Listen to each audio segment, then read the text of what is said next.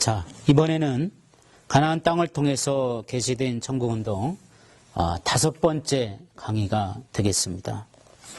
이 5번째 강의는 야곱에게 이어지는 가나안 땅에 대한 하나님의 언약에 대해서 생각해 보겠습니다.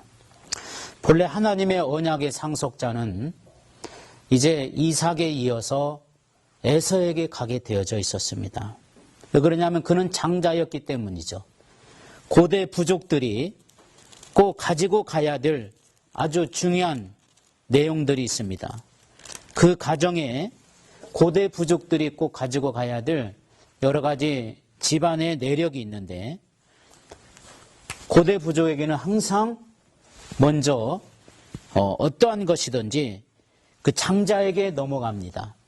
뭐가 넘어가냐면 그 집안에서 섬기는 신, 즉 종교가 무조건 장자에게 넘어가게 되어져 있는 겁니다. 그러니까 아브라함과 이삭과 이 모든 신앙은 이제는 에서에게 넘어가게끔 되어져 있는 것입니다. 그 다음에 두 번째는 사명이 넘어갑니다. 즉 그 신으로부터 받은 사명이 장자에게 전부 다 넘어가게 되어져 있는 겁니다. 그래서 제사라든지 또 많은 신들을 섬기는 모든 예법의 주동자가 되는 거죠. 그래서 사명이 넘어갑니다. 세 번째는 장자에게는 부모의 재산이 이제 장자에게 다 가게끔 되어져 있는 겁니다. 고대 부족들은 이것을 전통으로 여겼습니다. 역시 성경에도 고대 부족들, 특별히 이스라엘의 부족들에게도 이러한 사상이 들어가 있었던 겁니다. 그러나 에서는 하나님의 장자임에도 불구하고 축복에 걸린 장자권을 그는 야곱에게 팔아버립니다. 야곱에게 팥죽을 먹고, 그리고 야곱에 준 팥죽 때문에 자기 장자권을 팔아버립니다. 그래서 하나님의 언약의 계승자가 야곱이 되는 내용이 바로 25장에 있는 내용이 되겠습니다. 창세기 25장에 보면 에서와 야곱이 태어나는 것이 19절부터 나옵니다.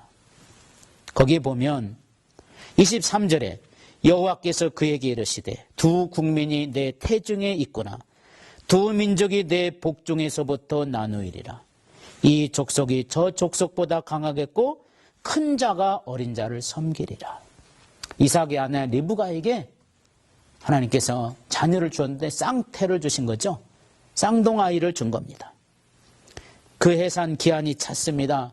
쌍둥이가 있었는데 먼저 나온 자는 붉고 전신이 터록 같아서 이름을 에서라 하였고, 후에 나온 아우는 손으로 에서의 발꿈치를 잡았으므로 그 이름을 야곱이라, 발꿈치를 잡았다, 그런 뜻이죠. 리브가가 그 아들을 낳을 때 60세였더라. 이삭이 60세였다고 말하고 있습니다. 그러니까 이삭이 40살에 결혼을 했거든요. 20년 동안 자녀가 없었어요. 20년 만에 아이를 낳았는데 쌍태를 낳았어요.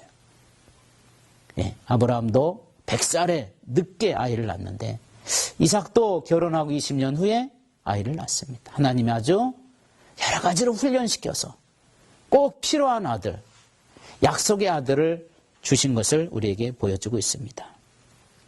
그런데 본래는요, 사실은 나온 것은 제일 먼저 사실 야곱이 먼저 어머니 뱃속에서 나왔습니다. 거기에 보면 이런 말씀이 나오죠.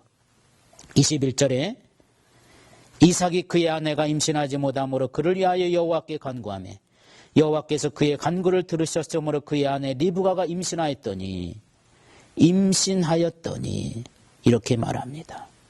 그래서 하나님께서 서로 그 아들들이 그 태석에서 서로 벌써 싸우는 것을 이제 창세기 25장에 우리에게 알려주고 있습니다. 그 아이들이 싸우니까 리브가가 탄식을 합니다. 내가 어찌할꼬? 22절에 보면 가서 여호와께 묻자오니, 이렇게 말씀하는 것을 우리에게 여기서 보여주고 있는 것을 알 수가 있습니다. 여러분, 이처럼 하나님께서 모든 권리는 에사에게 넘어가게끔 되어져 있어요. 기정사실이 되었습니다. 그런데 이제 커나가는 중에 문제가 바뀝니다. 25장 27절로 34절에 보면 27절에 그 아이들이 장성하매 에서는 익숙한 사냥꾼이었으므로 들사람이 되었다. 야곱은 조용한 사람이었으므로 장막에 거주했다. 야곱과 에서의 성격 차이가 뭐냐면 에서는 밖으로 나가서 사냥하는 사람이었습니다. 아주 남성으로서 야성미가 넘쳐가지고 아침에 일찍 일어나지 않습니까? 그러면 에서는 눈 뜨자마자 오늘은 어디 가서 무슨 고기를 사냥할까? 호랑이를 잡으러 갈까? 여우를 잡으러 갈까? 토끼를 잡으러 갈까? 에서는 눈만 뜨면 늘 그런 생각합니다. 그런데 야곱은 아침에 일어나면 꼭 엄마 옆에 가서 앉습니다. 밥하는데 도와주고 마늘 까는데 같이 까주고 양파 까는데 같이 눈물을 흘려가면서 양파 까주고 쉽게 말해서 김치 담을 때 옆에서 김치도 같이 버물려주고 엄마의 마음이 쏙 든 겁니다. 에서는요 막 남성미가 넘치고 큰아들로서 장자로서 아버지의 좀 마음이 들었던 것 같습니다. 그래서 야곱은 그렇게 크고 에서는 그렇게 큽니다. 야곱은 어릴 때요 아버지, 할아버지와 같이 살았죠.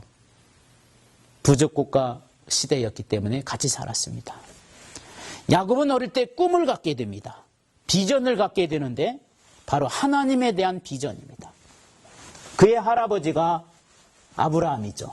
야곱의 할아버지는 아브라함인데 아브라함이 100살에 이삭을 낳습니다.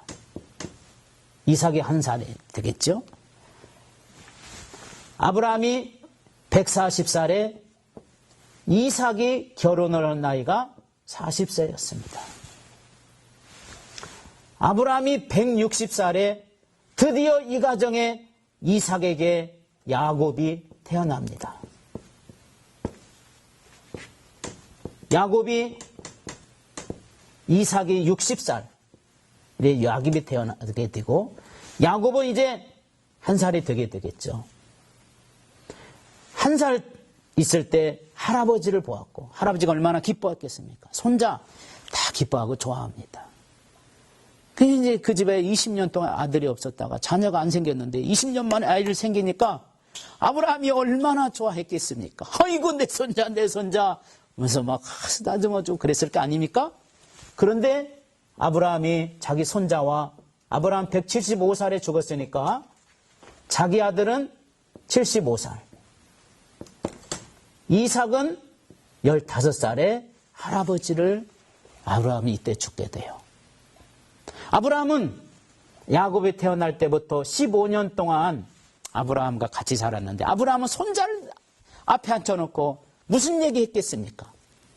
야, 너 사냥할래? 뭐 이런 얘기 했겠어요? 아브라함은 그는 의식화된 사람이요 사명자요 그 시대를 이루어가야 될 하나님의 계획을 이루어가야 될 일꾼이었습니다.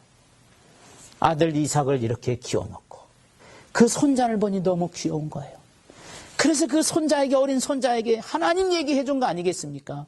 하나님이 이런 분이야. 너는 하나님의 계획을 알고 가야 돼. 할아버지가 이걸 위해서 기도할게. 늘 들은 게 뭡니까? 하나님 얘기, 믿음 얘기, 신앙 얘기. 할아버지가 자기 손자를 무릎에 탁 앉혀놓고 한 얘기가 이거예요. 이때 야곱은 집안에서 늘 엄마 옆에 도와주고 할아버지 말 듣기를 좋아합니다. 에서는 말이죠. 일어나자마자 할아버지가 말합니다. 에서야 이놈 너 장자로서 일어나 하나님 말씀 좀 들어야지. 에이 할아버지 나오셔. 나는 오늘 사자 잡으러 갈래. 맨날 에서는 일찍 한자아침에 나가고 말도 안 하고 몰래 도망다니고 밖으로 돌아다닙니다. 하나님이 뭔지 하나님의 계획이 뭔지 신앙이 뭔지 관심이 없는데 야곱은 안 그렇습니다. 할아버지 오늘 또 하나님 얘기해 주세요. 옛날 우리 조상들이 어떻게 살았대요. 관심이 있었던 거예요. 그래서 야곱은 그때 비전을 가서 어릴 때의 비전은요 평생 가거든요.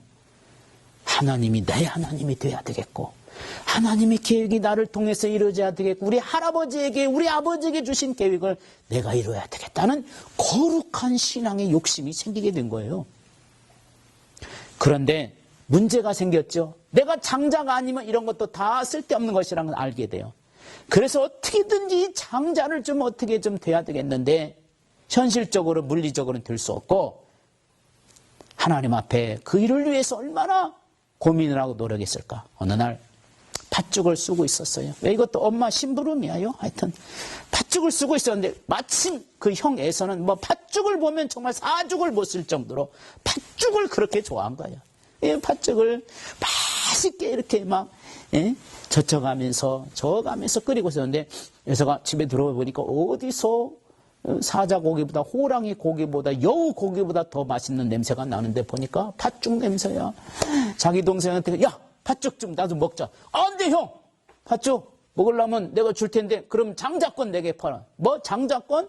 야 어떻게 그걸 파냐? 아니야 그걸 팔아 나한테 팔아. 그럼 내가 살게. 야 배고파 죽겠는데 그까짓 거 뭐냐? 하면서 그냥 자연스럽게 이렇게 야곱은 얘기했지만 그 속에는 지금 뭐가 들어있느냐? 하나님을 향한 뜨거운 거룩한 마음이 야곱에게 들어있는 그런 순간입니다. 자, 25장 31절에 야곱이 이르되 형의 장자의 명분은 오늘 내게 팔아라. 야곱은 절대로 장자의 명분을요 강도처럼 빼앗은 거 아닙니다. 성경은 야곱이 장자의 명분을 뺏었다 이런 얘기 없어요.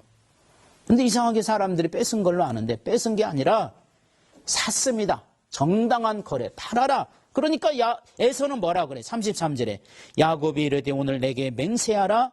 에서가 맹세하고 야곱 장자의 명분을 야곱에게 판지라 쓰여져 있어요. 거래했단 말이에요. 팥죽이 뭐냐? 돈이에요. 팥죽이 물품 거래장이에요. 팥죽 한 그릇에 팔아라. 에서는 먹을 것을 택했고 야곱은 영적인 것을 택하게 됩니다. 에서는 맹세까지 합니다. 자기의 권리를 즉 자기가 가졌던 소중한 가치를 팔아버립니다. 거래했다는 뜻입니다. 34절에 보면 이런 말이 있습니다. 야곱이 떡과 팥죽을 에서에게 주매 에서가 먹으며 마시고 일어나 갔으니 팥죽만 준 게 아니라 물까지 준 것 같습니다. 마시며 일어나 갔어요. 불평하지 않고 기분 좋게 팥죽 한 그릇을 먹고 갔다. 그러면서 에서가 장자의 명분을 가볍게 여기었습니다. 이건 성령께서 그렇게 주석을 달아 놓았습니다. 에서가 여러분 장자의 명분을 가볍게 여겼다 말하지 않았어요. 근데 하나님이 보니까 성령께서 보니까 그런 마음 자세를 가진 에서의 마음을 주석을 달아 놓은 거예요. 야곱은 무엇이 중요한 것에 대한 가치를 알았고 그래서 야곱은 그걸 얻기 위해서 노력했고 이런 사람입니다. 하나님이 그런 믿음이 있고 그런 신앙의 거룩한 역사를 이루어갈 자들 하나님이 절대로 외면하지 않습니다. 이때 에서가 장자의 명분을 팔아 이런 쓸데없는 소리 하지 말으라고 무슨 소리냐고 그리고 아무리 팥죽이 좋아도 야 내가 장자의 명분을 죽어도 지켜갈 거야 이랬어야 되지 않겠습니까? 그런데 에서는요 가볍게 여기고 알았다 해버립니다. 그런데요 그 이후에 야곱이 형되고 에서가 동상되었다는 얘기 없습니다. 호적도 바꾼 게 아닙니다. 자기들끼리 얘기한 것인데 아무도 몰라. 어머니 아버지도 몰라. 근데 누가 알았느냐? 위에 계신 하나님이 그거를 탁 보시고 사인을 하게 된 겁니다. 역시 하나님께서 야곱을 통해서 어린아이 때부터 이미 하나님이 예언되어 있지 않습니까? 이 족속이 저 족속보다 강하겠고 큰 자가 어린 자를 섬기리라. 이미 쌍태하 있을 때 하나님께서 그러한 말씀을 우리에게 주신 것을 볼 수가 있습니다. 여러분, 이처럼 하나님께서 야곱에게 놀라운 이 거룩한 욕심을 가진 것을 보시고 하나님이 탁 사인해 주신 것을 볼 수가 있습니다. 영적인 가치, 야곱은 그걸 위대하게 여겼고 위대한 하나님의 역사, 그거를 우리에게 알려준 겁니다. 그런데 하나님께서 이처럼 놀라운 주의 역사를 이루실 때 거기에 또 하나님이 계속해서 개입하십니다. 27장에 가보시면 이삭이 나이가 많아졌습니다. 그리고 이삭을 축복하는 내용이 나옵니다. 이삭이 야곱을 축복하는 내용이 나옵니다. 이삭이 나이가 많아서 눈이 어두워 잘 보지 못했는데 별미를 먹고 싶어요. 그때 리브가가 그걸 보시고 리브가가 그걸 보고 나서 자기가 좋아하는 야곱에게 양을 잡아가지고 염소를 잡아가지고 맛있게 남편이 좋아하는 거니까 요리를 합니다. 야곱이 말합니다. 엄마, 형하고나 얼굴이 다르고 피부도 다른데 어떻게 하지? 걱정하지 말아라. 염소를 잡아가지고 털을 갖다가 염소털이요 너무 막 강하니까 염소털을 살살 잘라가지고 염소털을 풀로 탁 붙여가지고 야곱의 팔과 얼굴에다가 예서처럼 똑같이 만들어 놓습니다. 하나님이 이때 아무리 세상에 말이죠 자기 아들인데 말소를 못 알아보겠어요? 근데 하나님이 아예 그냥 막아버립니다. 그리고 야곱이 예서처럼 하고 탁 들어옵니다.